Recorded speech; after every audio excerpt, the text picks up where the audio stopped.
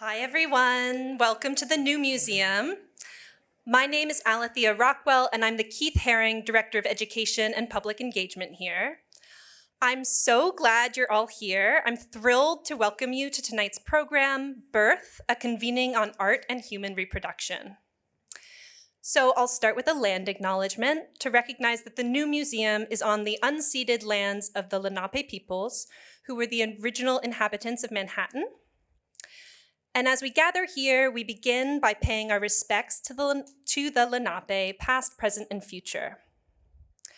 So this program is organized in conjunction with our current exhibition, Judy Chicago Herstory, which is curated by Massimiliano Gioni, Gary Carrion Murayari, Margot Norton, and Madeline Weisberg.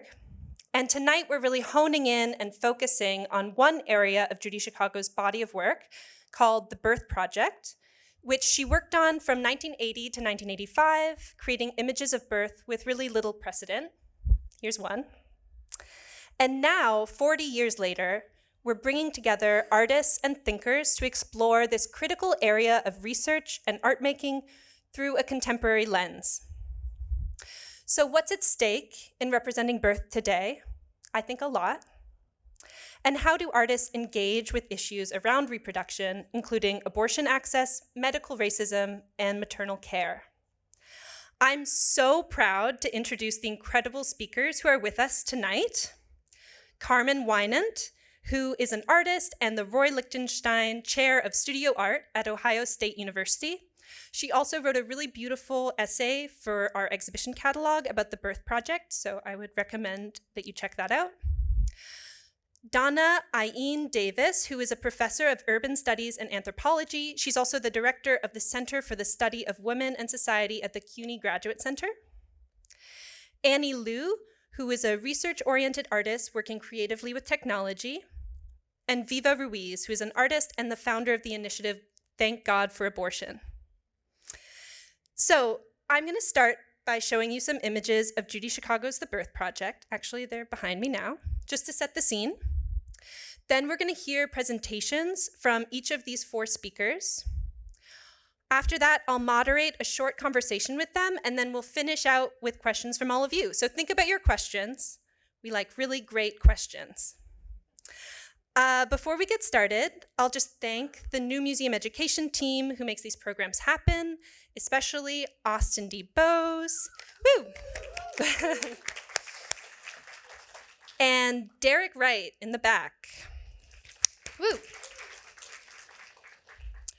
I want to thank our speakers, Carmen, Donna, Annie, Viva, for being here and for sharing your work with us. I'm so grateful to you. Woo! And thank you, Judy Chicago. She's not here tonight, but I want to thank her anyway, because she really paved the way for us to have conversations like this about birth and reproduction within an art context. So here are some images from Judy Chicago's Birth Project. I'm going to give you a little background information just to set the scene. So this project comprises nearly 200 pieces in needlework and painting that she made over 5 years, between 1980 and 1985. And Chicago worked on these with a network of over 150 volunteer needleworkers across the country who were executing her designs, often working in their own homes, on their dining room tables, really incredible collaborative work. And it really started with Chicago's interest in creation myths from around the world. And in her telling, this led to her looking for images of birth. And of course, her research turned up very few. And so she came to understand that this universal human experience had been culturally repressed and all but erased from Western image culture. So Chicago embarked on a research project to gather material given this lack of existing imagery. She witnessed births, she interviewed women about their childbearing experiences, and she sent out a questionnaire to over 100 women. She also developed her network of collaborators, holding group meetings to discuss ideas, soliciting needlework samples from those wishing to join her, and managing this really ambitious collaborative project. And the choice to work with the needle arts is, of course, significant here because historically these techniques were gendered female and relegated to the domestic space, not included in the public sphere of fine art. And birth project works are often rendered quite large, representing the birthing experience on a monumental scale. Taken as a whole, the project questions the exclusion of female experience and creativity from the art historical record. And it's circulated as a book and as an exhibition that traveled to hundreds of locations, including cultural centers, hospitals, and galleries. So it really reached a broad audience beyond the art world. I encourage you can go see some of these works installed upstairs. There it is, that's the gallery, on the 3rd floor. And you can go up after the program. We're open until 9 p.m. tonight. Also, please come back and spend some time with this incredible exhibition. So I'm just going to close out my introduction with Judy Chicago's own words. I have approached the subject of birth with awe, terror, and fascination. And I have tried to present different aspects of this universal experience, the mythical, the celebratory, and the painful.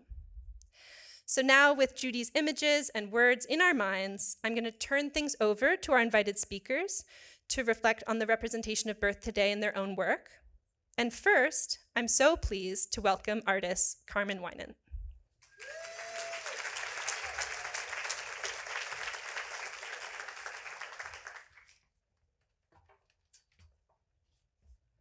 Okay.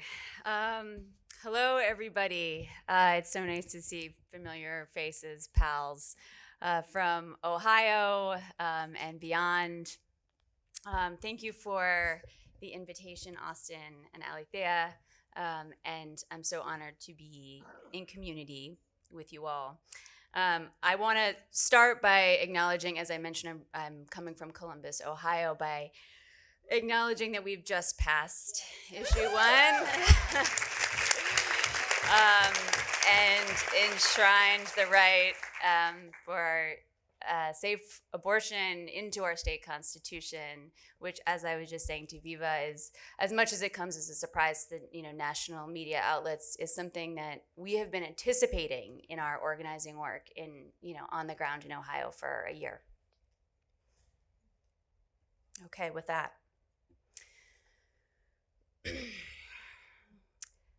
As a preteen, I first encountered Our Bodies, Ourselves on my parents' bookshelf. It was an older softcover edition, staple bound, taped up, and sun-blanched. It was in that place that I encountered the photograph of Jerry Santoro, dead, bloody, and abandoned in the fetal position. She had been stranded by her boyfriend on a dirty motel floor after she began to hemorrhage during an illegal abortion they attempted to administer in 1964. The picture, which shows Santoro from behind with visible bruises and surrounded by blood-soaked towels, was printed in every edition of Our Bodies, Ourselves until the early aughts. Sometimes I'm asked where and how my feminism began. I might say when gazing at that photograph of Santoro. As a young person, her image imprinted on me in a way that only pictures can. Though Sarah Ahmed put it best in her introduction to Living a Feminist Life, quote, "We can ask ourselves, where did we find feminism, or where did feminism find us? A story always starts before it can be told. When did feminism become a word that not only spoke to you, but spoke you, spoke of your existence, spoke you into existence?" This is continuing with Ahmed. When did the sound of the word feminism become your sound? What did it mean? What does it do to hold on to feminism, to fight under its name? For Ahmed and for me, feminism is an animating force rather than an idea or an academic framework. Ahmed encountered feminism as a girl, was spoken through it, owing to encounters with her auntie, who gently challenged her not to default to the he position in her poems. It is a reminder that feminism does not belong to the academy, nor the museum, but lives in our homes between family members and, as Ahmed would say, in and of our bodies. My feminism in my art, my life, my body, is inexorably linked to my commitment to abortion advocacy. In Feminism is for Everybody, Passionate Politics, Bell Hooks worked to reclaim and rename the clear definitions of political feminism as such. She wrote, quote, "Lifestyle feminism ushered in the notion that there could be as many versions of feminism as there were women. This assumption veiled that no matter what a woman's politics, she could fit feminism into her existing lifestyle without fundamentally challenging or changing herself or the culture. For example," continued Hooks, "let's take the issue of abortion. If feminism is a movement to end sexist oppression and depriving women of reproductive rights is a form of sexist oppression, then one cannot be anti-choice and be an advocate of feminism." In 2018, I made an artwork called My Birth for a group exhibition at MoMA curated by Lucy Gallen. It was about many things: feminist healthcare networks, the value of photographs to disseminate information about our bodies in service of safety, agency, and social movement building, and the omissions and exclusions in that same project. It was also about making birth and birth work visible and worthy of creative and intellectual inquiry within such a historically paternalistic and colonial institution as the museum. This work was indebted to Judy Chicago's birth project, made in the years directly before and following my own entry into the world, and from which this photograph made as research is drawn. This year, I made an exhibition titled The Last Safe Abortion, which is up now at the Minneapolis Institute of Art, which centered the photographic archives of abortion care workers in the Midwest across the last 50 years. The Last Safe Abortion is, in every sense, alloyed to my birth. In doing press for the show, I was asked by an interviewer if I found it ironic that I should use the opportunity of my first solo museum project to make a show on abortion, considering that my most visible artwork is about childbirth, as if those experiences are inverse, as if they are not the same subject. I told him that I didn't find it ironic, but imperative. In 1965, Leonard Nilsson published what became his now famous book of photographs, A Child is Born. Nilsson developed the photomicroscopic technology to make the world's first images of fetuses floating in their amniotic sacs. Hyper-detailed and sensuous, the pictures detached and decentered the mother's body altogether. These images, long described as cosmic, were in fact sent up on NASA's Voyager spaceships in 1970 and 77. I included a handful of Nilsson's photographs, the few that depicted a pregnant person in labor, in my own installation of My Birth. When Nilsson discovered that anti-abortion activists were using his pictures on poster boards in the early 80s, he pointed out that in his decades in photographing in this way, all of his fetal subjects were either miscarried or aborted fetuses obtained from ectopic pregnancies in which the fertilized egg grows outside of the uterus, endangering the life of the pregnant person. In other words, these pictures were only made possible because pregnancies had been terminated to save women's lives.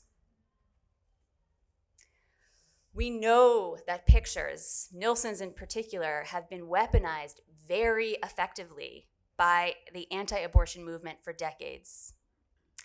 I am furious about this attack, which relies on photographic representation, for the ways in which it misrepresents me, how it voids the mother, how it voids the labor, how it voids the science, how it voids the care. We are nowhere. In her 2022 essay, The Right Not to Be Pregnant, Charlotte Shane wrote of such motherless pictures, extending beyond Nilsson and into ultrasound imaging, quote, "Anti-abortion agitators often use sonogram images to push the fiction that women are merely incubators for a self-sufficient process, that pregnancies happen in women and are connected to them only by temporary inconvenient placement, that that a zygote, then embryo, then fetus is in some sense independent, complete from the moment that sperm meets egg or built by God alone. My pregnancies were not separate from me, Shane writes. They were not in me, but of me. Judy Chicago's birth project is not on its face about abortion. But in my opinion, we must contextualize it as such now. It is not tenable to think about righteous birth without thinking about forced birth. It is not possible to speak about the right to be pregnant without speaking about the right to be unpregnant. With Chicago in mind, I wonder, how might artists contend with the visuality of abortion, much as Chicago did with that of childbirth? Early in the birth project, Chicago prompted of her subject, why were there no images? And now, as the ground has shifted under our feet as it comes to reproductive health care, I must wonder the same.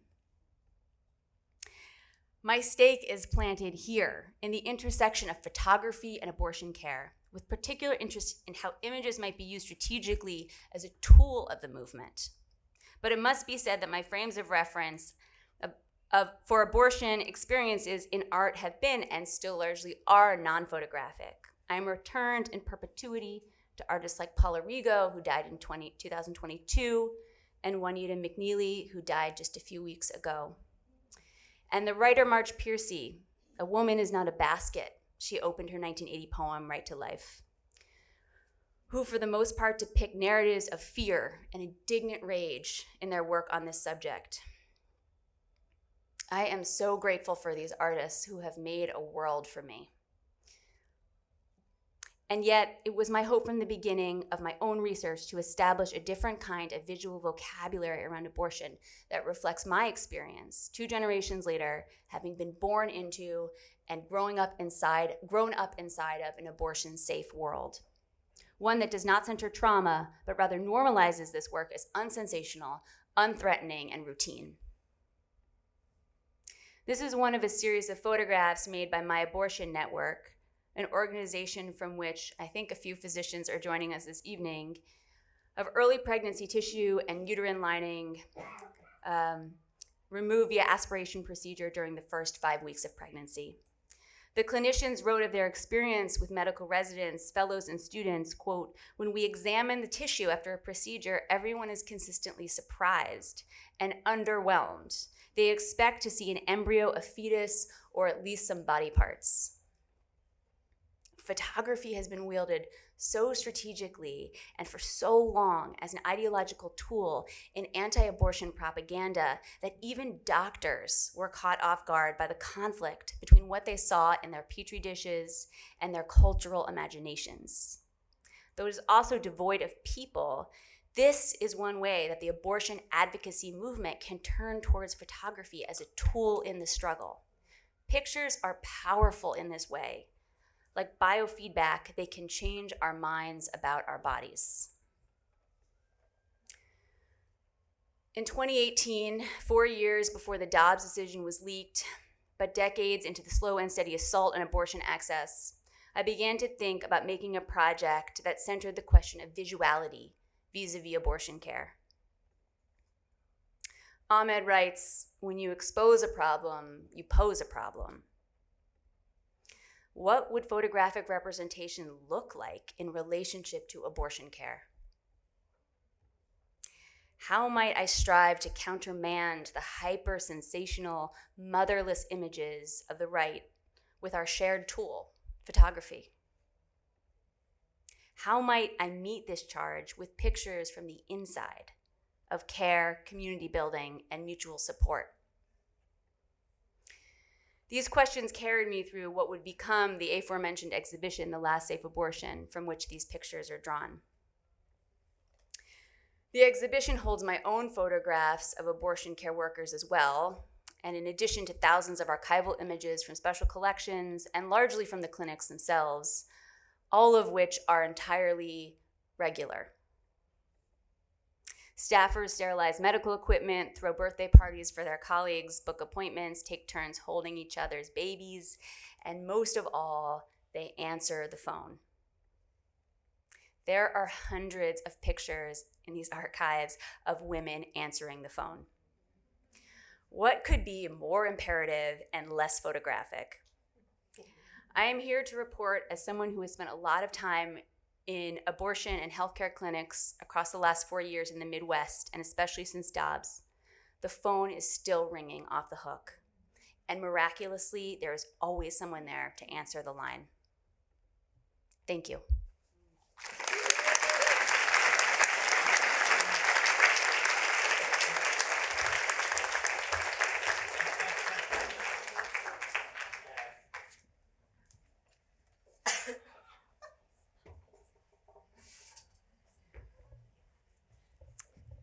Hi, everyone. How are you?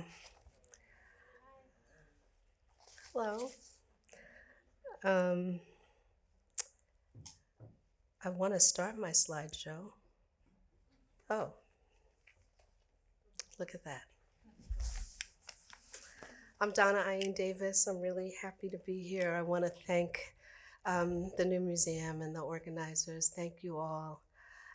Thank you all for coming. I also want to thank, as the granddaughter of domestic workers, I want to thank the people that clean up and set up before we get here and when we leave.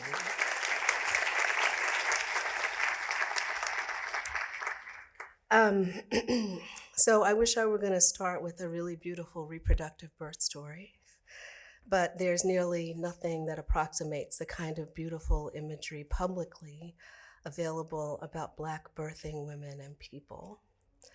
If you Google images of birth, most of them are of white women. One page that I found had 25 photos, 4 of which were women of color. Another, the first page of another site had not one image of a person of color. And the first page of iStock, these are just general photos that one might want to find. Out of 41 images, had 2 of people that I identified as Black. And so part of the reason for this, I think, has to do with headlines, which remind me, at least, all of the time about Black birth and reproduction. Some headlines from the New York Times read this: January 20th, 2023, easing the burden of pregnancy of Black women. February 12th, 2023, childbirth is deadlier for Black families. May 12th, 2023, unwanted epidurals, untreated pain, Black women tell their birth stories.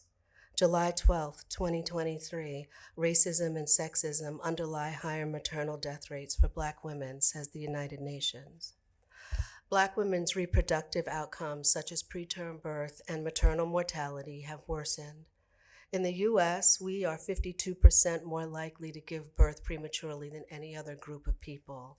And in 2021, the rate of maternal mortality for Black women was almost 70 out of 100,000, which is the highest rate since 1964. In New York, we are 58% more likely to die. So while I want to be able to share visual representations of birthing and pregnancy and postpartum, the reality is that reproduction and birthing for Black women in the United States don't begin so beautifully. So instead, I'm going to share with you the story of a Black woman that I met in 2020, a woman who had a PhD, who was employed in higher education. And I share this birth story because what I do as a researcher and as a doula is I collect the stories of Black women and birthing people. In July of 2019, Katya, a 38-year-old Black woman who already had 1 child, went to a teaching hospital in New York to give birth. In August, shortly after she arrived home from the hospital, she wrote a 19-page letter that she shared with me that began as such. This is a formal complaint regarding care received at MNO Hospital from July 30th, 2019 to August 3rd, 2019. As a research and teaching hospital, I had faith in my delivery and that it would be safe and uncomplicated and that care for my personhood would be taken into account. I was also under the impression that as a 38-year-old African-American healthy woman, extra care would be given to my cause for the geriatric nature of my pregnancy, but also due to current research that shows the United States has the highest maternal and infant mortality rates among comparable countries, and African American women are 4 times more likely to die from preventable pregnancy-related complications. In the letter, Katya outlines events that took place during her labor, her birth, and postpartum, and I'm going to share with you an excerpt. She outlines all of these events, and what I'm going to read actually is a condensed version of 7 hours. 40 weeks and 3 days, I arrived at the hospital at 10 p.m. After completing paperwork, I was taken to an exam room where my vitals were taken. Although I was only 1 centimeter dilated, my blood pressure was unacceptably high, 138/95. I was admitted to the hospital. Between 11:45 and 12:15 a.m., I was informed by the doctor on duty that due to my high blood pressure, which had risen to 144/93, I would be given medication to accelerate labor. I was then taken to a room which I assumed was the birthing room, but it was not. In this room, I was placed in a gown and hooked up to an IV, a contraction monitor, and a blood pressure monitoring machine. I was given medication by Nurse T, and I waited to dilate beyond 1 centimeter. By 1:57 a.m., my blood pressure rose to 149/111. At 2:12 a.m., my blood pressure was 143/108. Between 5 a.m. and 6 a.m., I was in extreme pain and I requested an epidural. When the anesthesiologist arrived to administer the epidural, I was asked to stand up and walk to the other side of the bed. When I did, I screamed out in pain. The doctor examined me because if I were in active labor, then it would be beyond the point of receiving an epidural. I was 8 centimeters. I was escorted by wheelchair to another room. While on the wheelchair, I screamed out in pain and said, "I feel the head." But no one listened to me. I repeated it, and then I was told to walk to the bed. When I attempted to stand, my water broke, and I felt the baby begin to crown. Unable to stand upright, I got down on my hands and knees, and I crab walked to the bed. In the letter, Katya also wrote that her husband screamed out, "I can see the baby's head." So essentially what Katya experienced was rapid dilation and what's called a precipitous birth. After her birth, she fainted. And after coming to, an exam revealed that she had a hematoma that had grown over 2 days from the size of a pea, about 1 centimeter, to 8 centimeters, about the size of a tangerine. So surgery became necessary. So Katya's story is actually one of neglect and dismissiveness, intentionally being caused pain, maybe even medical abuse, and what I have called a ceremony of degradation. That having to walk across the floor was a degrading moment for her. And these were a series of actions that actually exist in the medical system that serve as a potent example of my 12 years of observation that Black women's reproduction in the United States has never been revered. There has been no reverence, as our bodies were a tool to fulfill capitalism's dream through ownership, forced reproduction, and the absence of rights in person. We were constitutionally empty. In the afterlife of slavery, we were turned away from segregated hospitals, subjugated to eugenic practices in the 1920s and 30s. In the 1960s, Daniel Patrick Moynihan labeled Negro women as living in a tangle of pathology, which he viewed as a result of Negro women having children outside of marriage. Black women have endured involuntary sterilization, as happened to the Relf sisters in Alabama at their ages of 12 and 14 in 1973. And if you get the chance, please read my friend Linda Villarosa's beautiful June 8th New York Times Magazine article on the Relf sisters. We have been accused of perpetrating the teenage pregnancy crisis, and in the 1990s, Black women and girls of color on welfare were the unnamed targets of 20 legislative bills to offer financial incentives to those who obtained Norplant to control our reproduction. So indeed, there are few positive images of Black women and people's birthing that have circulated, because Black reproduction and birthing in the United States is viewed as dangerous. Maybe you'll remember this. This was the billboard that was erected in New York City's Soho neighborhood, a short distance from Planned Parenthood. The organization Life Always paid for and launched a new website that latched on to the idea of abortion being an epidemic of the killing of little kids like the one in the picture, exemplifying just how easy it is to use the Black body to generate and perpetrate irrationalities.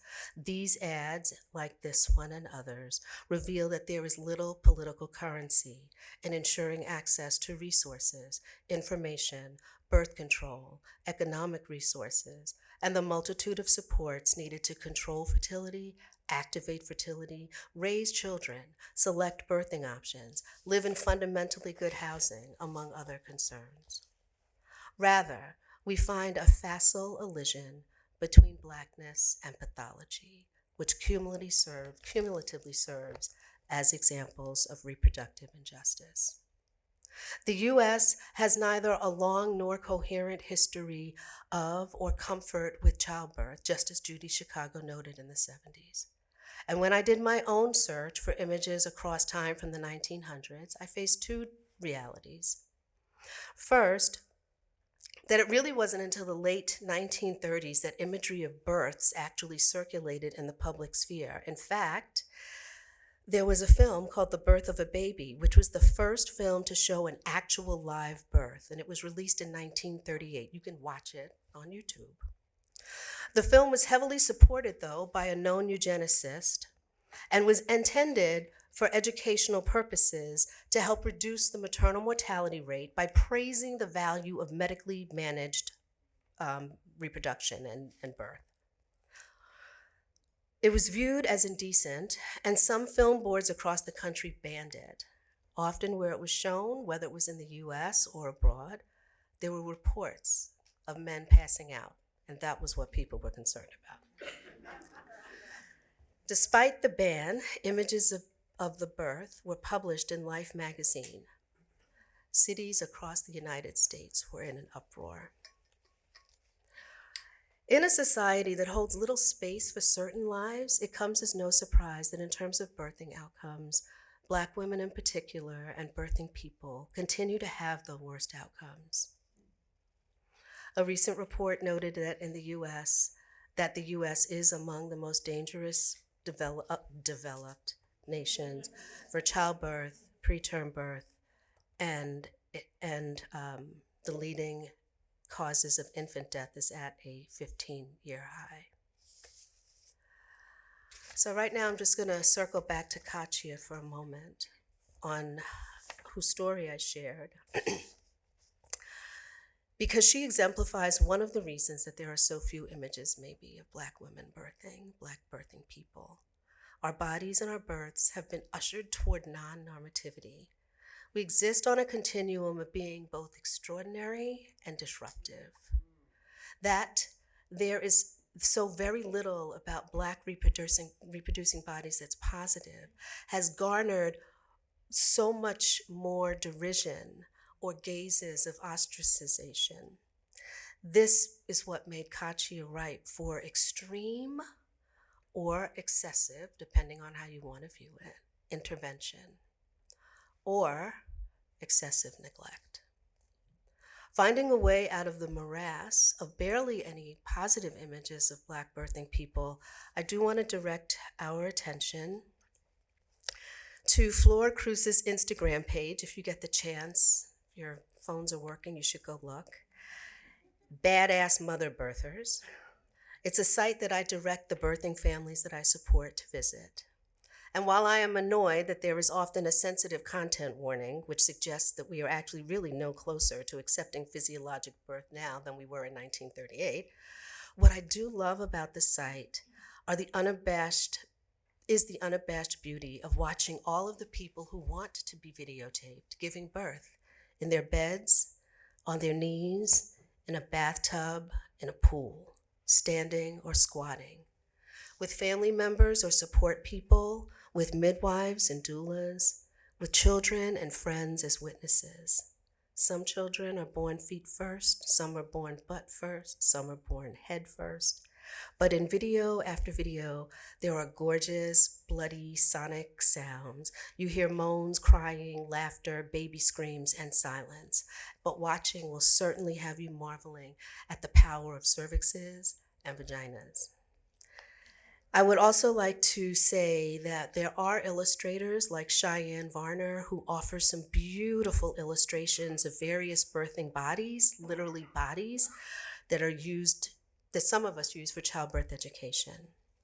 And then there's Lauren Turner of Baltimore, who has created beautiful portraits to highlight Black maternal health. Both Cheyenne and Lauren are doulas.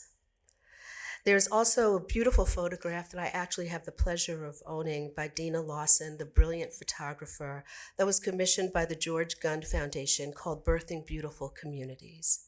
But these images don't circulate so widely in the public sphere, which is precisely the point that Judy Chicago made.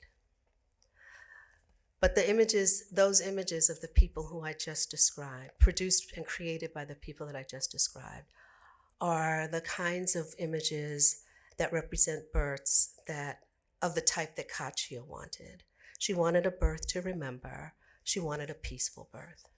So this last image is a quilt that was sent to me by a student who read my book at St. Louis University. And she created this quilt using a comment that was made by one of the women that I spent time with. Thank you so much.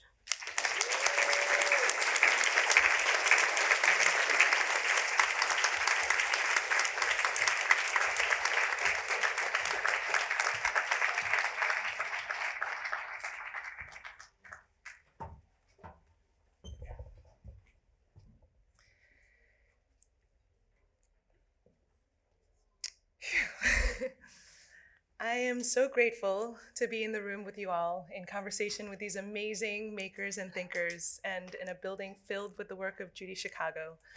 It just filled with gratitude. So to begin a little bit about me, I'm an artist, a research-based artist. In my journey, I've worked in architecture, technology, biological design, and art. The nerdy part of me is interested in how things are made and how things are put together. And I think the feeling part of me mostly has its pulse on the politics, the body politics of these emerging technologies. Like many of you, I have a lot of titles that I wear, but mostly I think that primarily the experience of becoming a parent has profoundly changed my life and my practice.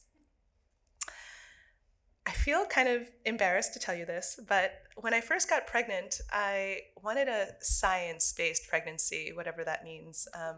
You know, I'm a research-based artist, I'm kind of nerdy, I went to all these technology-based schools, and so I looked for data-driven answers to simple questions like, can I have coffee in the morning?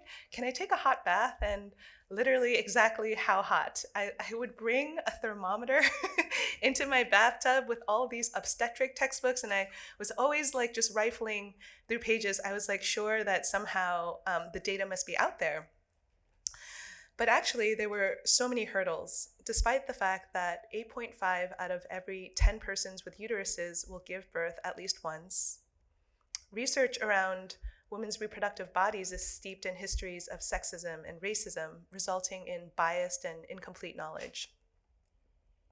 There's not enough time to deep dive here, but epistemologically, once we started medicalizing birth, everything from the process, the language, the naming of the reproductive system became problematically filtered through a male gaze. Oh yes, share this widely and let's rename this. And this is not to say that I don't love data and science and knowledge. We actually need more research in this domain. For instance, in PubMed, yes, in PubMed there are twice as many papers about erectile dysfunction than there are about breast milk. To drive it home, we publish more papers about coffee, wine, and tomatoes than we do about breast milk. So in order to make sense of the changes that were dramatically overtaking my body, I did what felt natural to me. I made art about it. as my body expanded and started to leak, I made objects to capture my experiences. This was one of the first things I ever made. It's a set of lingerie that embodies the experience of peeing myself. There are bladders up by the waistband and these kind of tubes that fill these elements at the bottom that explode like popping boba if you laugh or cough, which happened to me. And when I first experienced incontinence, I was so mortified. And then I started to talk to other people who had been pregnant, and they mentioned that they had incontinence too. And I dove a little into the research, and it turns out like almost half of people who have given birth experience it at one point or another. And I felt like I was part of a secret society of people with bladder control issues. And I was like, why don't we talk about this? Why can't we say, hey, what kind of pelvic floor exercises are you doing? Let's trade tips. What kind of underwear works for you? And I think that's, there was just a way for me to process what was happening to me, but it became a really powerful mechanism to kind of have these communities and conversations. So as hormonal waves overtook my body, and as I swelled and my joints began to ache, I came across feminist writer Shulamith Firestone, who noted something like, as long as women carry the burden of reproductive labor, there can never be equality between the sexes. And that kind of sat with me for a bit. And so at that time, I started to fantasize, like many did before me, about artificial wombs. And so why artificial wombs? The political backdrop was like this at the time. The birth rate has been dropping in countries such as US, China, and Korea. It's become a crisis in some governments because economies need bodies to thrive. Bodies meaning workers, laborers, soldiers, consumers. And I just want to pause here that I don't think that everyone with a birthing body should or needs to give birth, right? I think it's really important to support abortion rights. And I think we should think of alternative ways to spark economic growth that doesn't depend on population growth. But as it stands, governments are very concerned about their population decline. And I think we can trace a path from the control of population production to the control of bodies with uteruses. So in this fraught moment, as I was incredibly uncomfortably pregnant, I started to daydream about artificial wombs. While most conventional depictions are mechanical, this is one of the first patents of an artificial womb. I started to wonder, what if the future of artificial wombs are not welded, but grown? I learned about interspecific pregnancy, where one species can carry the pregnancy for another species, interspecific meaning interspecies. And according to Wikipedia, we actually tried to do this with cats to try to bolster the populations of endangered pandas. So I started to research pigs, actually became obsessed with pigs as a potential surrogate for an artificial womb. After all, we've already engineered pigs to produce human organs. Around the time of this project, the first successful heart transplant from a pig to a person had recently occurred. So what if we engineered a pig to become surrogate to human fetuses? Would such a technology equalize the biopolitical desire for population growth and free women's bodies? So this is the uterus of a pig. I think it's incredibly beautiful. On the far side, you see the vulva and the vaginal canal, and then going along the spiral, you see the uterine body where the fetal development occurs. And at the end, you see the ovaries. This uterus is mixed with baby pigs and human babies because, according to the research, a mother carrying both species is more likely to carry to term.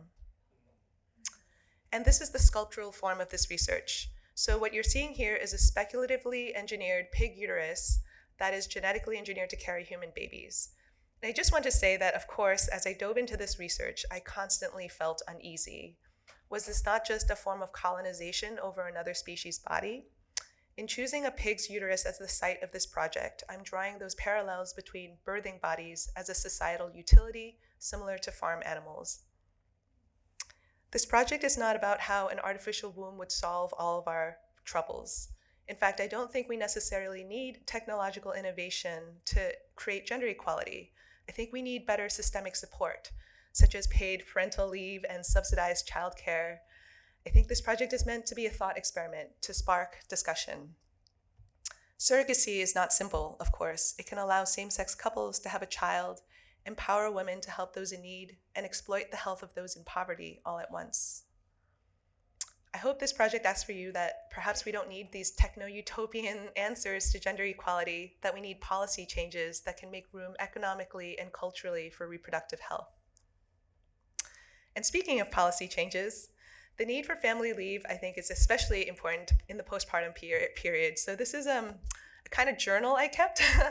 Right after I gave birth, my daughter had some minor health issues, and the doctor kept asking, like, how often is she eating? How often is she pooping? And I was like, I have no idea. I programmed my phone, and I would literally say, hey Siri, Zoe pooped. Hey Siri, Zoe peed. And I ended up with this incredibly detailed chart. So from top to bottom, the 24 hours of the day, from left to right, the first 30 days of her life, and every pink duration is a feeding session, and every blue dash is a diaper change. Not a lot of sleeping. I think that the pandemic revealed that mothering is essential work, and without childcare, mothers were pushed to crisis. This is a sculpture based on the data you saw in the previous slide. Each vial represents a diaper change or a feeding session. And as an artist, I've been very interested in recording and trying to make sense of my own transition into parenthood through the material culture of this experience, with breast milk, with formula, with diapers, with breast pumps. And in the sculpture, each vial contains those elements, so breast milk, formula, diaper fragments, to mark the associated activities of feeding and cleaning. This is an image of some of the material tests I did to make breast milk shelf-stable for the exhibition. And one of the reasons I'm so keen on using breast milk is because, you know, in the context of a gallery, these are domestic materials that we never see. Care work is so often invisible. And breastfeeding is invisible labor that was actually kind of designed to be invisible. I found out that breastfeeding wasn't until 2018 that breastfeeding in public was legal in all 50 states, which is kind of like yesterday, which is absurd to me, right? Previously, breastfeeding in public could be seen as indecent exposure, and you could be fined for it. In parallel, Facebook censored breastfeeding images as recently as 2014. So just zooming back to the work, I think it's a data portrait that's very intimate to me, but it's also quite a universal portrait of anyone who's cared for an infant. And I think that sometimes representations, right, like speaking of the representation of the arc of reproduction, something as mundane as showing care work can be very mundane, but also very explicit, very political. The next project I'm going to show makes the labor of lactating quite overt. In this sculpture, I calculated the amount of milk that I produced in a day, a week, and a month, and here's in a week, approximately 1.5 gallons. The milk in the sculpture runs on a rhythm, the rhythm of my breast pump. My own relationship to feeding my infant is a result of our lack of paid parental leave policies.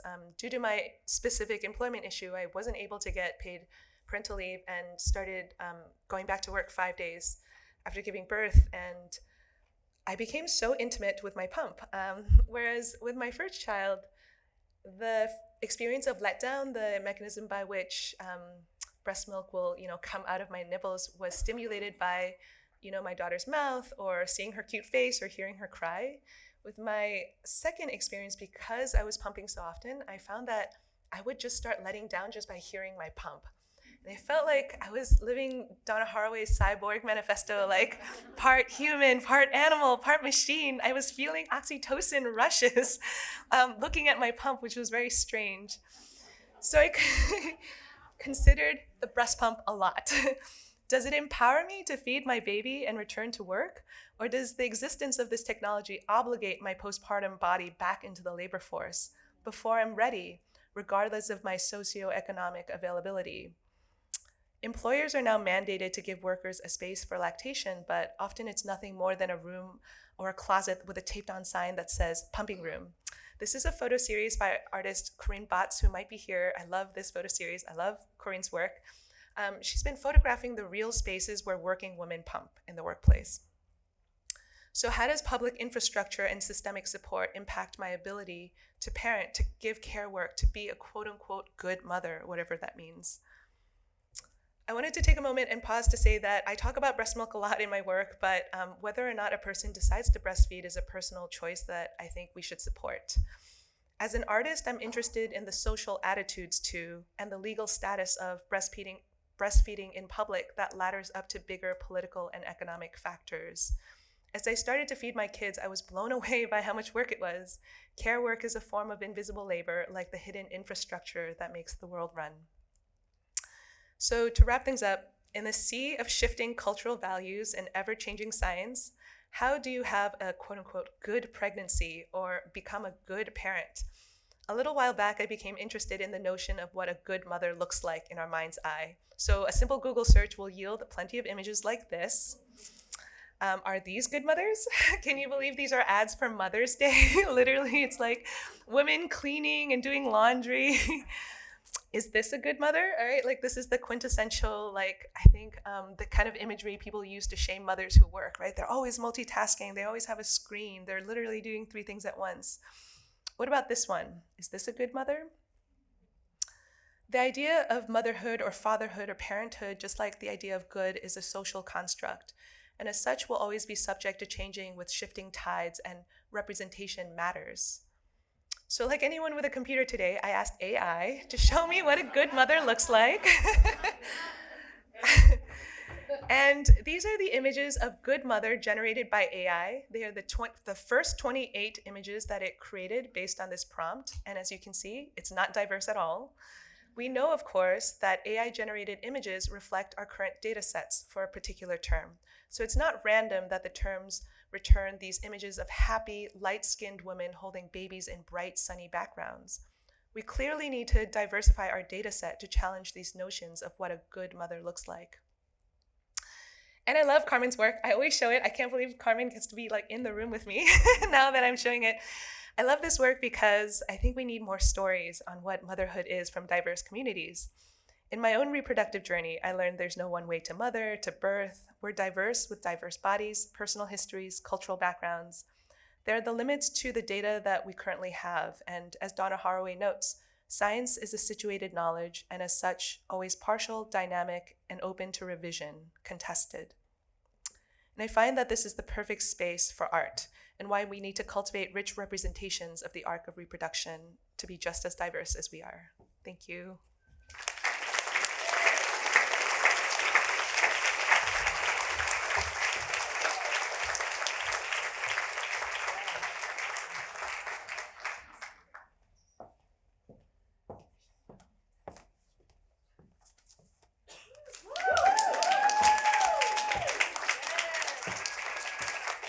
Everybody. Let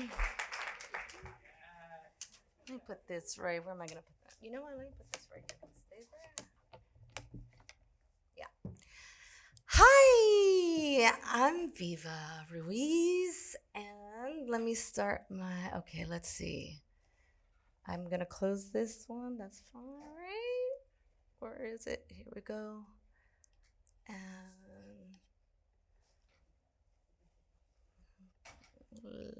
let's see, I'm clicking on it. Yipe. I'm clicking on it. I don't know why it's not working. Somebody help. Help! Thanks.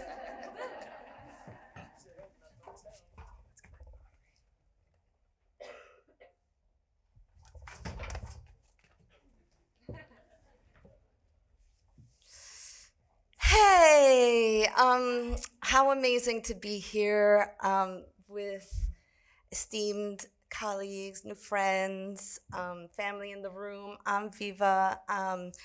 I initiated a thing called Thank God for Abortion, and I'm a party person. I come from what I rep are nightlife and community education. I'm not very institutionalized person.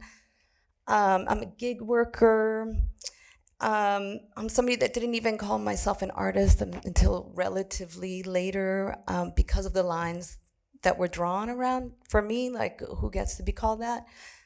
But I'm an artist. So is my mom. My mom doesn't think she's an artist. She's an artist. And maybe everybody is, or yes, everybody is. So this is the vibe of Thank God for Abortion. It's a mood board for you to just breathe in. I'm gonna say a little prayer for the ancestors to come through and say what needs to be said today. What's at stake? That was the question. What's at stake? There's a lot. There's a lot at stake. That really pulled me in that question, and that's how the origin of Thank God for Abortion is rage, is anguish.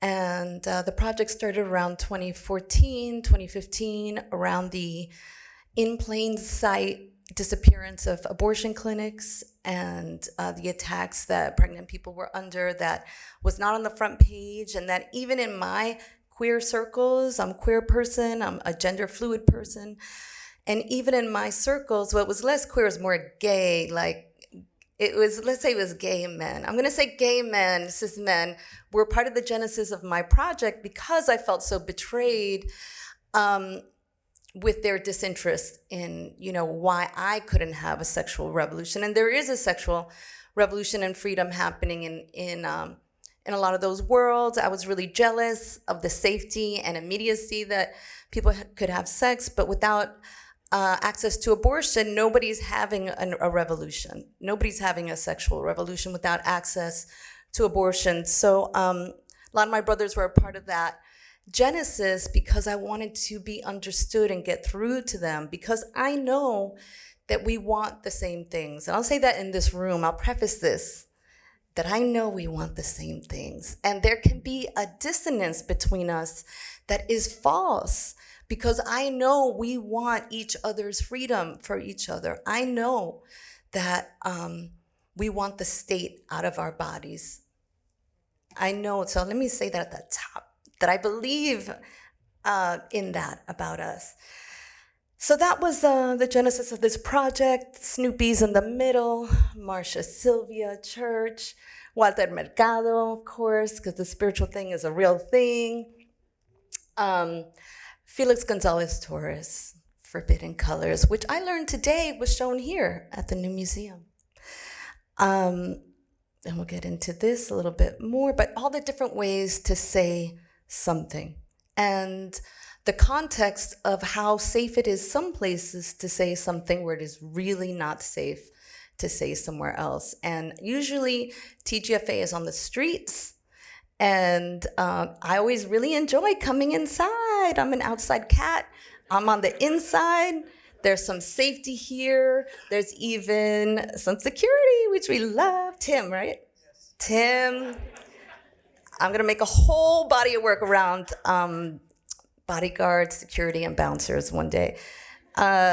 Bless you. So we're just gonna move on over this. So the project, I think because of my intersections, things are accessible. Like what's the free, reach out to me, reach out to us, you're invited.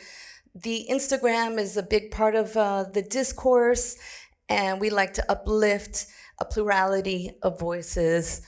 And so that is how one way we build community. And I actually made this presentation. I'm building on this presentation I made for an abortion doula course from a really incredible group of birth workers. They asked me to do a little thing. So to explain TGFA work, I'm going to testify to you that in the course of the time that I've been working in this world, I have seen people change deeply. My family are evangelists, Zionists, Christian Zionists, right, in Ecuador. So trust me, they thought I was possessed by the devil. And over time, and it is that thing that people say, everybody loves Renee Bracy says, everybody, and we testify, says everybody knows someone who's had an abortion. Everybody loves someone who's had an abortion, exactly. Shout to Renee, who I love, and shout to the community of all of us that are finding each other and saying things all different ways. So because of my family knowing who I am over time, and without me evangelizing to them, they understood that this is about personal freedom, liberation. So I'm going to say collective liberation. So I have seen, and this is relevant, I'm going to testify that I've seen people's hearts change, their minds change. That doesn't mean that they don't think it's a sin, right? I didn't have to change that. but they understand the difference between the state and their spirituality. And state power is something, I'm going to say resistance. And also the other prompt about, or understanding that these images that Judy Chicago made were because she didn't see the representation. And so to create the representation is resistance.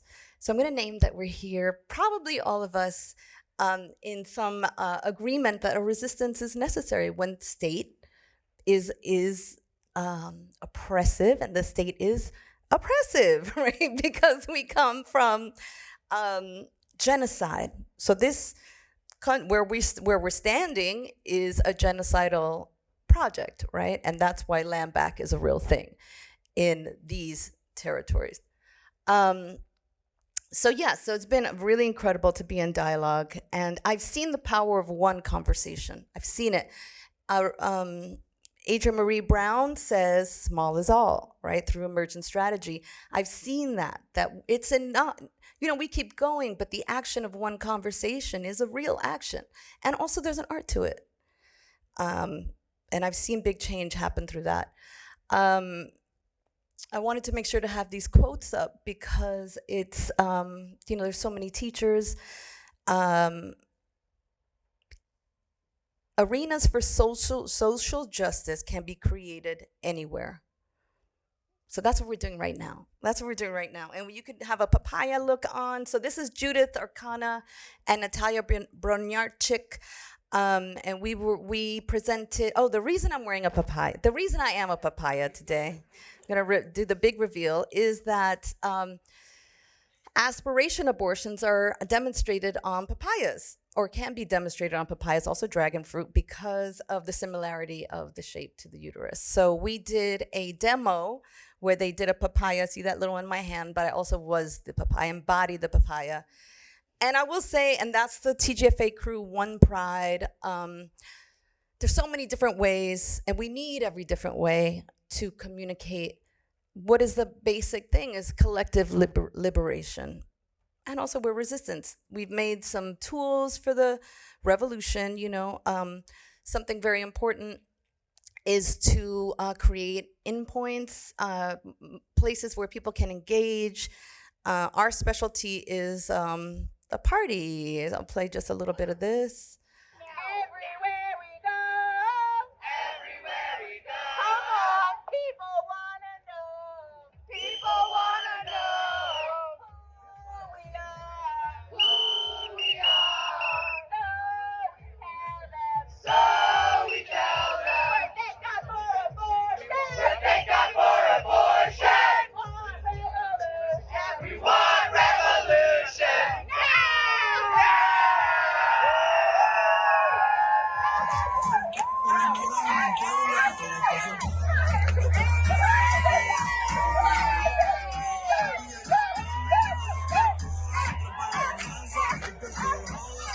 So it's been a few years of us doing these kind of actions. We say it this way, you say it your way, but we've seen changes over these years. And we need a cultural shift. It can't just be electoral. We need everybody in their lane. So we come with the party people to help shift aesthetics. We help shift, introduce a new way of speaking. And what I did not see was celebration and joy in the discourse. So we're bringing, and also the God thing, the mix. So the God thing is what makes the right Christian Zionists, evangelicals, their brains explode around the loving God, because I actually do love God. Not that anybody needs to be in the project, but we are also, and I encourage people of faith, and that has happened more and more over the years, of course, because there's always been people of faith who have abortions, provide abortions, and love abortions.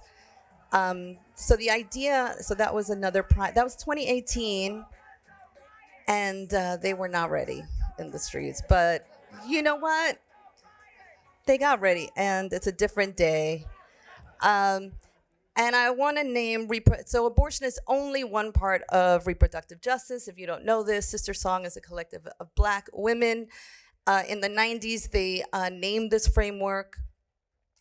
And so we are special, we have a laser focus on God and abortion, and we place ourselves within the framework of repro justice, meaning that everything is really reproductive justice. And it's our business, it's our business. Everyone's like, I can't be free. We can't be free if other people aren't free. I'm gonna shout what happened in the last few years with abortion pills. We were just talking about this. There is a cultural shift happening that's very exciting. It's really, really exciting. And we're giving ourselves abortions today more and more. We're learning how to show up for each other. We're learning how to love each other. I'm going to say the word love each other through this. Demedicalizing, there's all this gatekeeping around the institutions of medical, needing the doctor or whatever. So it's a beautiful time. And I'm going to say, because of repro justice, and I'm going to invite you to, I'm going to again affirm that we want the same things for each other, that we know that we can't be free unless everybody is free. And if you put a microphone in my hand, usually I'll say fuck white supremacy, and I will say fuck white supremacy. And I will also say, I'm going to invite you to this, that reproductive justice means we need a ceasefire in Gaza. And that reproductive justice means we have to end the occupation of Palestine completely. And this is related, this is relevant. This is relevant, and there's a lot of retaliation happening right now. There's a lot of retaliation. I want to name Dr. Ghazal Moyebi, I think her name is, who is an abortion provider. She's been a hero in the movement in the last few years, and feminism, has really uplifted her until she's called for a ceasefire, and then she lost this work, and that's a person, that's a woman of color. So I just want to say that, these movements cannibalize each other when they're led by the people not most impacted, right? So this is why Roe v. Wade fell, because there was, this removed, not at risk leadership. And Roe v. Wade never covered everybody, right? Didn't cover Black women, didn't cover women of color, didn't cover trans people, so when you leave people out, you lose, this is what I'm going to get passionate, you lose everything, right? When people get left out. So shout out to Dr. Moyebi. I hope I'm not mispronouncing, I'm sorry. But there's a lot of retaliation. I'm going to say David Velasco from Art Forum, China Tolliver, a birth worker, also losing work. These are, we have to say this, we're in a moment of crisis amongst each other, maybe in this room. And that's not new to people working around abortion stuff, right? It's like, there can be a lot of different kind of emotions and fire. And then, but what is at stake here? What's at stake? What's at stake is it's life and death. And we have to find a place to come together. And I invite you to find that in demanding a ceasefire. Demand a ceasefire. You could keep it real simple. Demand a ceasefire. The next thing is that the occupation of Palestine has to end, and that's on reproductive justice, and that's on loving queer people, and that's on loving trans people, and that's on loving people who need and give and provide abortions. There are 50,000 women pregnant in Gaza right now, 5,000 of them about to give birth. They're out of, they don't have supplies for their periods, so they're taking medicines to stop their periods, but there's not enough of those medicines. The people are starving. Please, everywhere you go, share the love of the message that is, we need a ceasefire now, and the occupation of Palestine has to end. I love you. Thank you.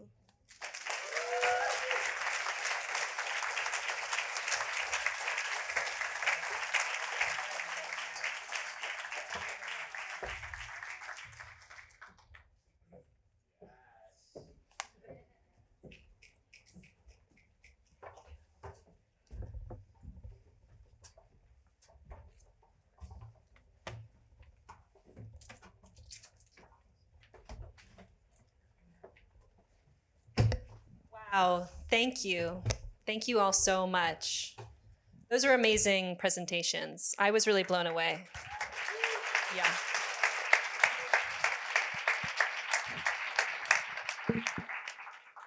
I'm so glad we're together now on the stage. And I want to say, I think we started the evening and we started with a prompt about thinking about the representation of birth through images. And something that really stood out to me was the idea, across all of your talks, was the idea of narrative and telling birth stories. And then the relationship between those narratives and images. Whose births are made visible, whose are not, what aspects of birth are made visible, what aspects of birth are deemed too dangerous or too scary. And then, how this also creates the potential for reverence on one side, but also degradation. And then, of course, how these personal experiences move through systems of power, oppression, and then access to care, which is a big part of all of your thinking.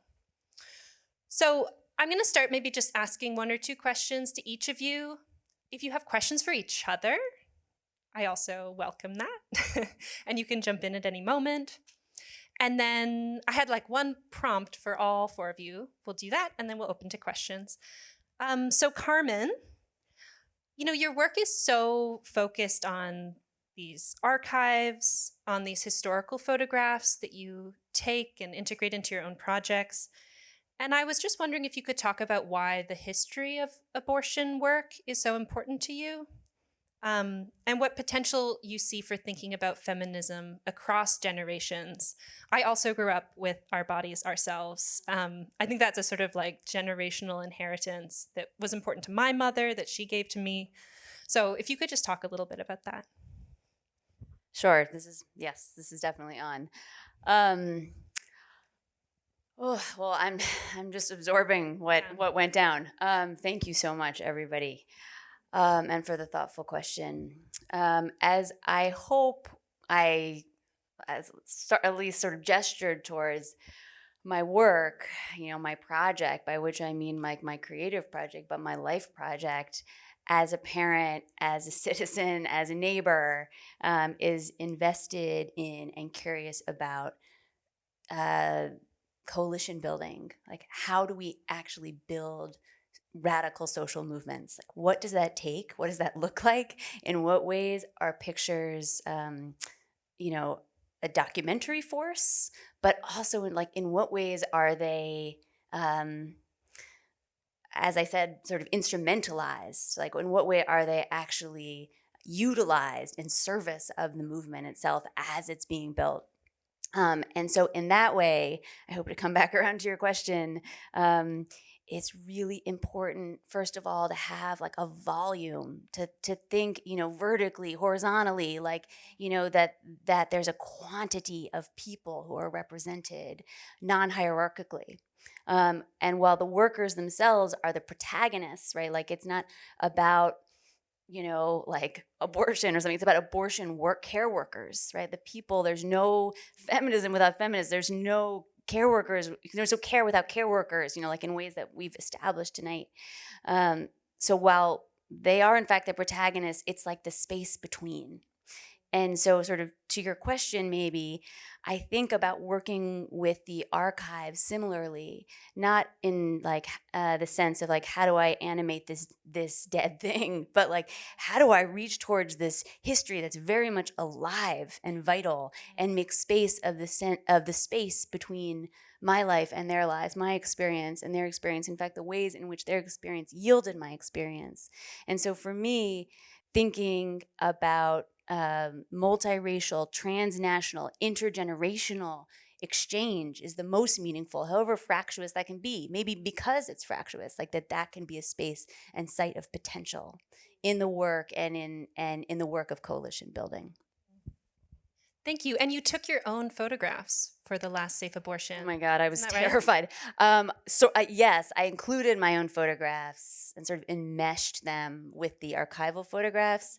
I come from a photography background. I teach photography at OSU, but I hadn't made my own pictures other than photographs of my children in 10 years. So that was very intimidating.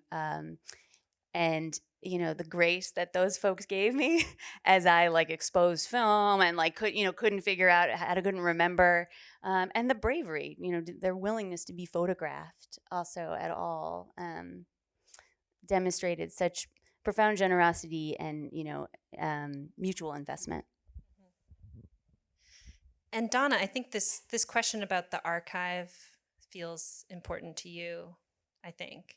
And thank you for that history lesson. That was really, really, I had never seen that 1938, the birth of a baby. Yeah. And I was wondering if you could talk a little bit more about your practice of collecting birth stories, and what that has been like, how you think around the ethics of that as a researcher. Anything else you want to share about that practice? Yeah, thank you. Wow. So I think I'm an anthropologist, and part of what we do is try to get into people's lives and heads, and I consider the birth stories that I collect, which is predominantly of Black women and birth workers and people who work in the medical field, as a part of life history. And I think life histories are probably one of the most elegant ways to get at an interior space of people. And I think it's a profound way that I try to understand the meaning that people give to their lives. And I am often surprised that people are willing to talk to me and share themselves. I was very surprised, particularly in this last project, which resulted in my book, Reproductive Injustice, that people were contacting me to talk about their birth stories. And that was not so unlike the first book that I wrote, which was on battered Black women. And I was working at a shelter.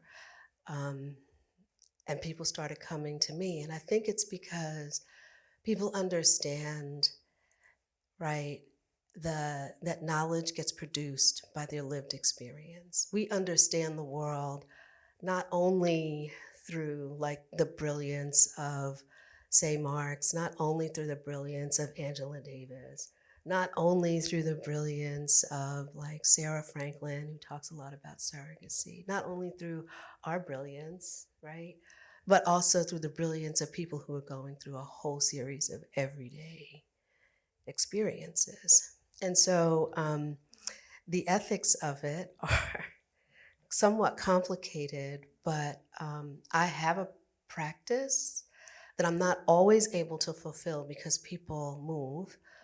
But my practice is you share your story and I give it back to you. And if there's some part of it that you don't want out in the world, then I won't publish it. I have only had that happen once, because the thing that most people say is tell people who I am. Their voices are often subdued.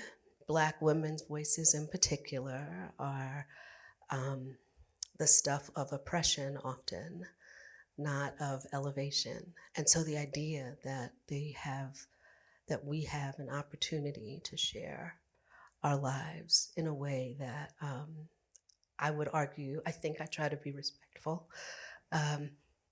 feels like an honor to me. And I think they get the sense that I honor them and I don't take the details of their lives for granted. And one last thing I'll say about ethics, which doesn't have anything to do with my current work, but in my first book on battered women, there were a series of events that this woman described to me that were so pornographic in their content that I chose not to write about them, although she wanted me to. And I also worked really hard to change all of these major identifying features of her because she was still being hunted by her abuser. So those are the kinds of things that I take into consideration. I was struck when you were telling Katya's story about the kind of the power of how specific it was and the kind of the moment by moment experience that she had in that place. And, I thought just the way it was so detailed. And it sort of made me think about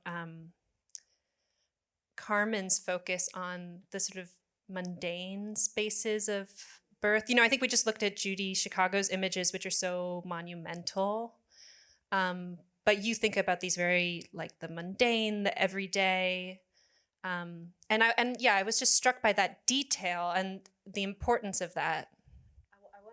Hello. Hi. I want to say something about that. This woman shared her story with me, 19-page letter. And if you noticed, the piece that you saw, had 3 columns. And so the first column was the time that an event happened. The second column was the event.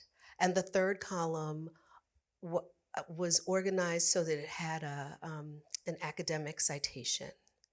And then she color-coded each event so that an event that was major was brown, an event that was mid-range was blue, and an event that was not as urgent was yellow.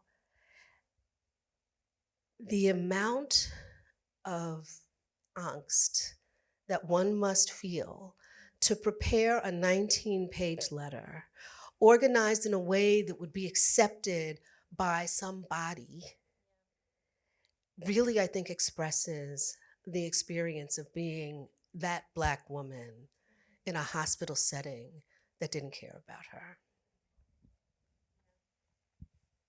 And those were her designations, of which was sort of a high, yeah. She had a color code, key code, and it's a remarkable piece. But you know what else it is? It's resistance. Yeah, amazing. And maybe Annie, I want to bring you in and maybe try to make a connection here that might feel a little forced. But I was so struck by your use of data from your own life and really, turning your own experiences of birth and motherhood into a site of research. I was really interested in that. And could you just talk a little bit about what that means to you? Mm-hmm. I feel the connection because, it was so meaningful the way you were talking about it, Donna, about the opportunity to make meaning out of an experience. Actually, when I look back on that work, I made it really so freshly postpartum while I was juggling so many things. And looking back, I'm like, how did I do that? Or why did I do that? And I think it was a way of surviving the experience in a way. I'm someone who grew up journaling all the time. I kind of need, even while I'm in the moment, sometimes for better or worse, because maybe by making meaning of everything, I can't live in the moment as well. But I think that it was a way for me to capture what I was going through and also to kind of communicate it. And I know that, the data can look cold, and maybe there's a part of me we could psychoanalyze about why it has to be manifested that way. But what was really important to me was, especially as a new mother, trying to figure out how do I talk about these things without feeling judged or falling into the landmine. I remember talking to a friend and she was just talking about, I guess she was like, I'm too afraid to ask you if you're breastfeeding or not, in a very non-judgmental way, because I'm scared that it's going to set you off, or that it's going to, I know people who are I'm scared to share my birth story because I'm worried I'm going to tell it wrong, or that you're going to think less of me because I had an epidural or not an epidural. And so I think part of this kind of vulnerable expression is just to be like, hey, we're both humans that are trying to do the best we can. And even if I find this thing that's happening to my body kind of embarrassing, possibly like millennia of humans' bodies have done this too. And I think for me as an artist, like finding the aesthetic language to communicate that in a way that is accessible, possibly, or like has a kind of welcoming gesture is still a practice. I'm still finding it. Yeah. I'm going to ask you a question. It may be a question, but it might be more of a comment. But I have this really amazing friend named Natalie Valdez, who's up at Yale, and she's written this book called Weighing the Future, which is really about clinical trials. But in there, she's got this concept called biobits.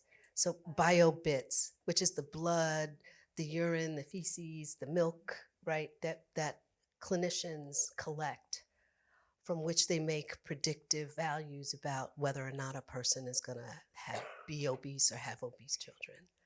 And it's a very scary thing to think about how your body parts end up in trials and being, right? But I just want to say that to watch what you did with your biobits, with your breast milk, was so stunning.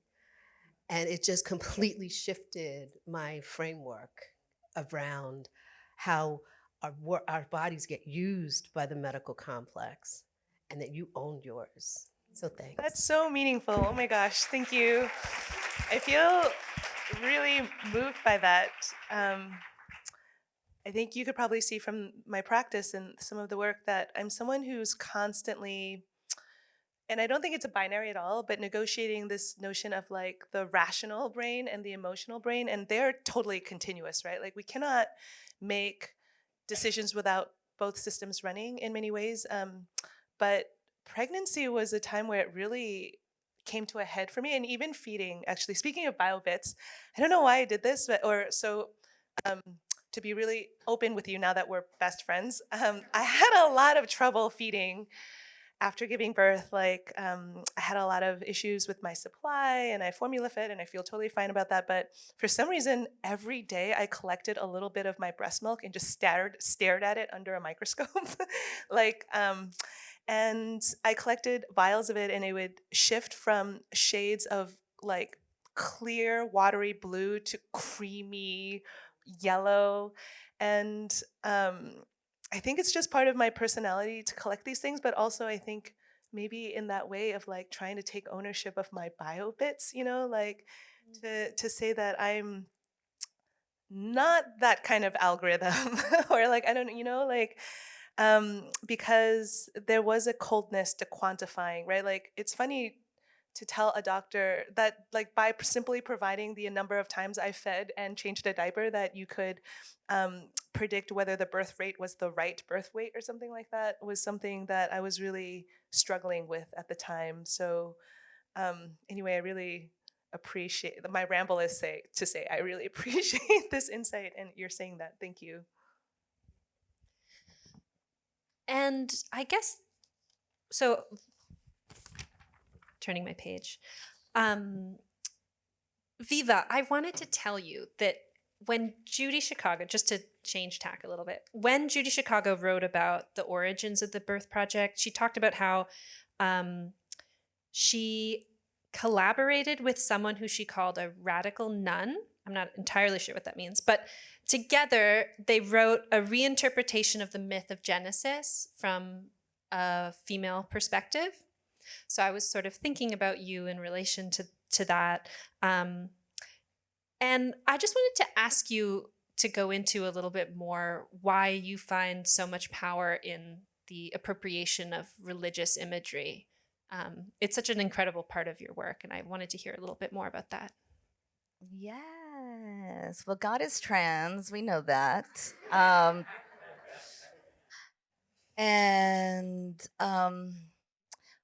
I think there's a thing about authenticity. I've heard that word here tonight, that I am an indoctrinated Catholic. So I had many years of that schooling and belief. I was very devout. So, and I had my divorce with it, of course, because and really abortion has made me, I had already reconciled with it, and I love all spirituality, but abortion has brought me closer to that God, and in a real way, I do love Jesus Christ. I'm going to say that. And I say that with my whole papaya chest to you because it's very useful to be the thing that people, it's us Christians are the ones, kind of fucking everything up. And I mean, it's a theocracy, right? It's not supposed to be, but we are a theocracy here. And to take up space, it's like and it's also a harm reduction tactic that we don't need people to change their faith, that we can be the thing that we are and meet them in their faith, in those beliefs, is very effective. I asked Sarah Schulman one time, I'm a big fan of Sarah Schulman, um, anti-Zionist Jewish scholar, writer, ACT UP activist. I asked her a while years ago when we first started to become friends, and I was like, what would you say, what's the most important thing activists can do? And she was like, be effective. And I never forgot that the things that we are the things that we need. The things that we are the keys to unlock. And I think that's a big part of the programming, is that we have no power, that we need numbers and things have to be. But what I've learned and what the teachers have taught me and what I've experienced is that, like, the one conversation at a time, like, we're enough. Like, where we are right now is enough to change everything. And when I reconnected to Christianity and I made these images, it is both honestly out of love for that spirituality, but also to um, yank it, back from fascists, literal Christian fascists, and just kind of put a spotlight on them and troll them. Let's say that. Um, but yeah, it's just my wheelhouse. So it's my authentic experience, and that's why it's such a big part of what I do. Can I ask a follow-up question? Please do. Viva, is this on? I'm so happy that you spoke to, like, the joyfulness of the project, the celebration, the partying on the streets, which is something at a distance that I've always felt, and, like, remarked upon around the project. And I guess I wonder if you could speak more to it, like, there's such solemnness, around abortion. And I mean, I'm thinking even like the larger feminist project, exhibition that I worked on that predated this one, and maybe something that we have in common, was in and around domestic violence advocacy and support organizations, and the horror that, and not to create like a one-to-one here, but the horror they encounter, the terror, on a daily basis, and the way in which they spoke about the need for joy, and that, the joy that they brought in their their collective essence and intention, and their insistence that feminist spaces need be joyful spaces. Or I might even say that the other way around, right? That, like, being a feminist is what, it, like, necessitates joy, and the other way around. So I guess I wonder how you think about that, considering, as you said when you started, that Thank God for Abortion was like, came from anguish. Yes, it's paradox, right? There's so many paradoxes of pain and then ecstasy, actually, which is very Christian, to be honest. The drama of the extremes, but ecstasy. I'm in this for ecstasy. I don't want to be here without that. And I know that there are lines. The lines are drawn, and I saw that in my immigrant, poor working class parents. I'm the first one on this side, and how critical the food and the dancing is when you just work all the time. And my father was a maintenance man, so shout to the maintenance people. And my mom was a factory worker, and that again is like, it's just my experience that the few moments that we had together in joy were so joyful, and those are our cultures that we bring in here. And but also the unfairness. I just remember it's not fair that we don't have a lot of time together. It's not fair that these systems, and for some reason I just saw them like that. There's the violence of poverty and the violence of capitalism, but just the joy, how good we are at dancing and having fun. Like my family's the best at that, and there's a lot of that's not good.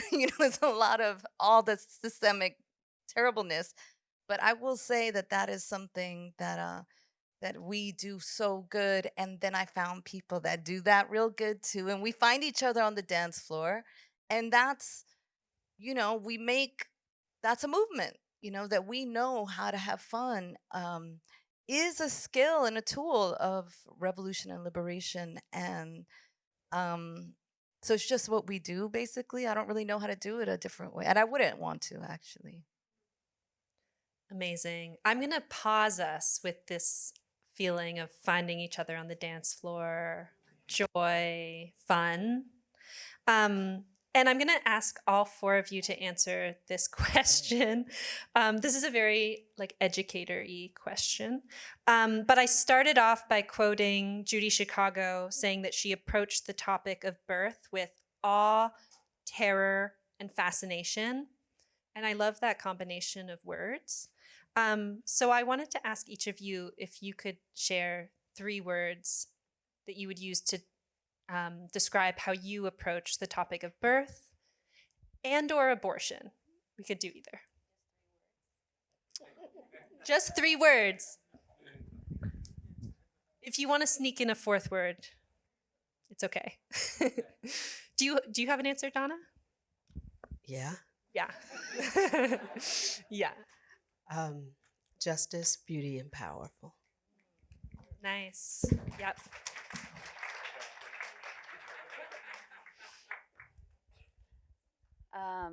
On the spot here, but I would say curiosity and ambivalence. Ambivalence, yeah. I have slippery, powerful, and wonder. Nice. I've related mystery, sacred, divine. Beautiful. Thank you so much for doing that. I appreciate it. And now we have a few minutes to take questions from the audience. If you have questions for any of the speakers, really great questions. I know that this audience has great questions. And I'll just say, my amazing colleague Austin has a microphone. So if you put your hand up, they will bring it to you. And then if you could speak into the microphone, because we're recording. Questions? Oh, we have one. Yep.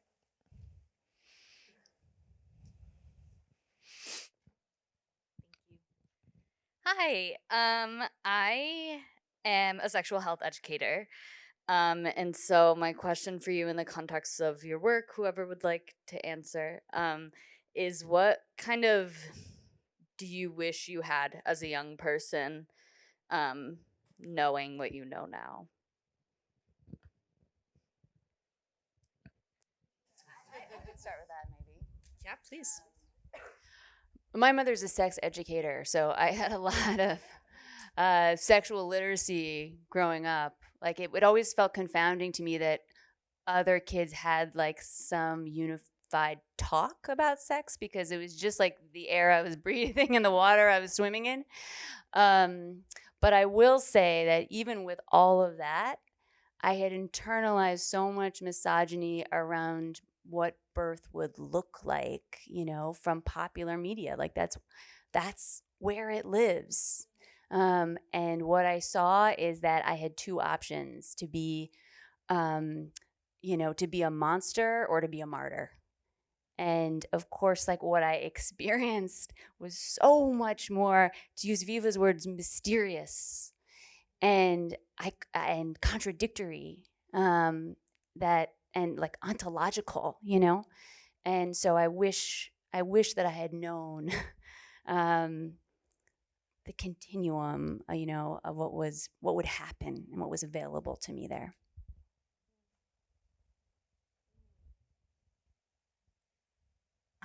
I wish I knew that the friends were enough.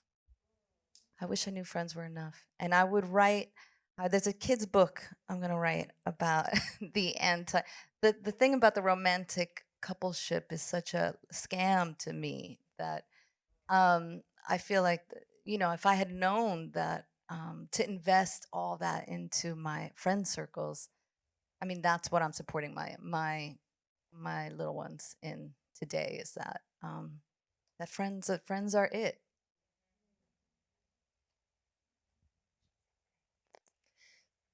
Does anyone else want to respond? We can take another question. Oh, we have a question here at the front. Oh, we have one here first. Hi. This was incredibly moving to be a part of, and I'm an OBGYN, and I have been in incredibly, you mentioned Viva, like you're not institutionalized, and I feel very institutionalized as a young Black woman, as a person who's gone to predominantly white schools, Ivy League. Like it's been a very complex experience, feeling very connected to a lot of what you guys are talking about, but also being indoctrinated and very protocolized in this particular field that somehow, like you were saying, that people have been doing for millennia, but all of a sudden it's become very like scientific and scary. And for me as a clinician, I feel very conflicted because, again, I very much identify and want to be a part of this change and empowerment of women and people of reproductive capability over their own bodies. But I wanted to know, is it almost a lost cause to feel like someone like me or being a part of this kind of education system? Is there any way for these things to be like reconciled? Or, another thing that was mentioned, when you leave people out, then you lose everything. And in a society and a system that is very much kind of built with exclusion in mind, is there a way for me as an OBGYN clinician to be able to incorporate this? Or do you feel like the system has to be like completely broken down and restarted from the top, or from the bottom rather? That's my long question. Well,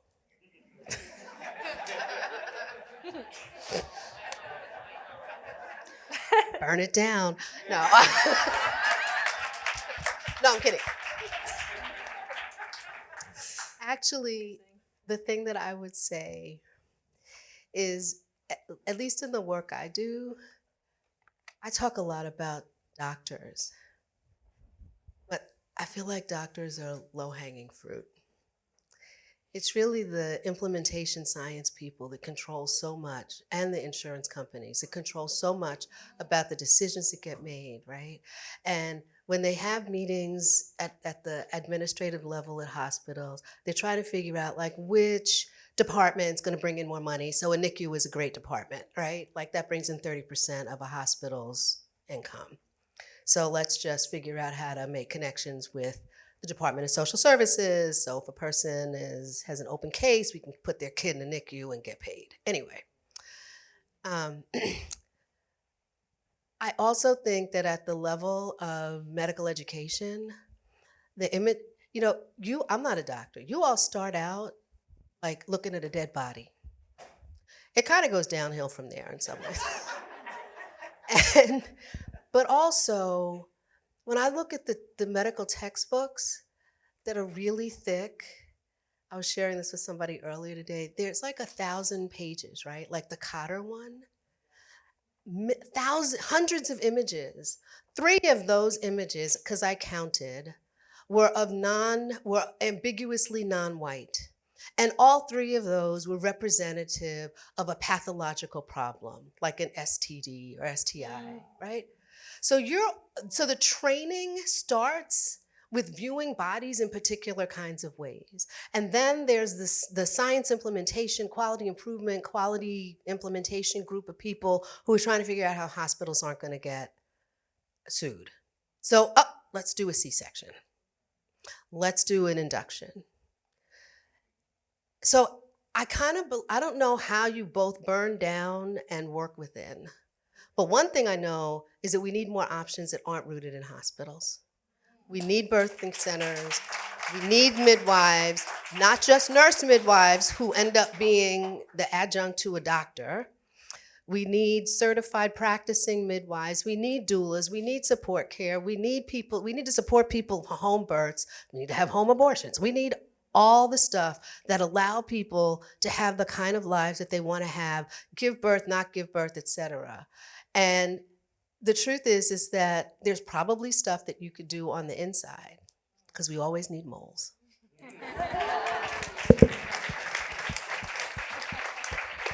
Also, I want to say you must be an incredible OBGYN just from the care you're exhibiting. So thank you for your service.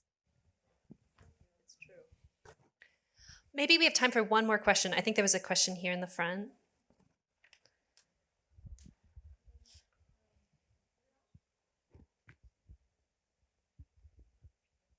Okay. Oh yeah. Thank you so much. I guess I'm also a birth worker, and I was so interested in all of your presentations, and I wanted to ask, in a way to conclude, like, either from the stories that you chronicle or the mundane spaces that you are witnessing or cataloging in your experience, the work you're making, the materials, the organization, the joy, the coalition, what are like the hopeful or future imagined kind of stories, visuals in this transnational movement? What do you imagine that looks like? The joy, the resistance, without state agencies on bodies. How does that feel or encapsulate for you? Right now, I'm going to say a free Palestine. That's what that looks like.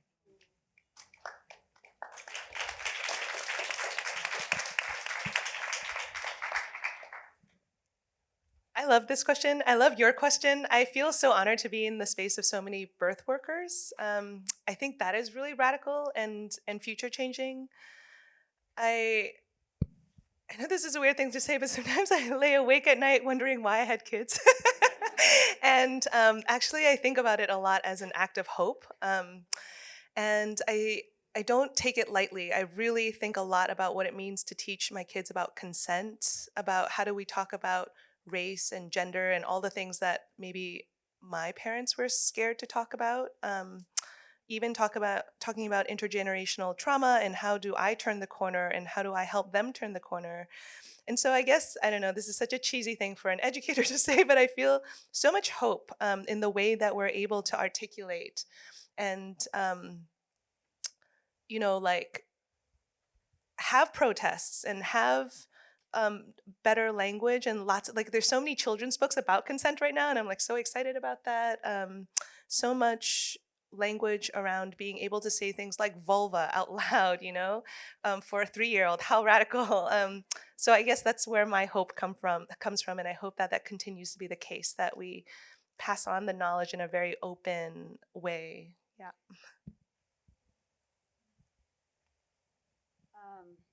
Is this on? Okay. Sorry, every time I open my mouth, that's what I say.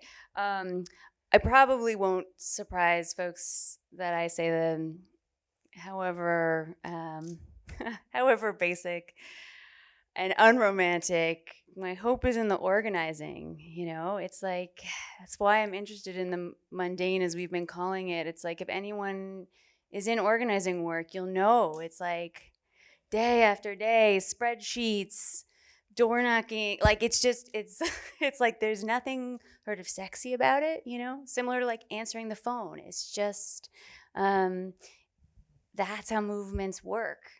and are started, like from what happened in Argentina, on up. And so I feel when I see that in an hourly basis and in the ways that I can participate, I feel hopeful.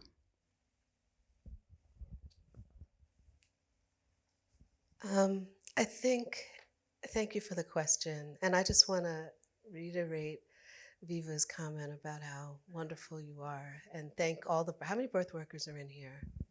Yes, yes. That's why. That's my hope. Y'all are my hope. So we need to end. Thank you so much for being here with us. I'm so glad, I think there might be I know maybe some of you are new to the museum. I hope you'll come back, spend time with the exhibition. We have another program on December 14th about the intersections between feminism and environmentalism in contemporary art. And I think actually there's some real resonance between this topic and that one. So please come back. And I want to say thank you to these incredible speakers. That was so amazing. I'm so grateful to you. Thank you.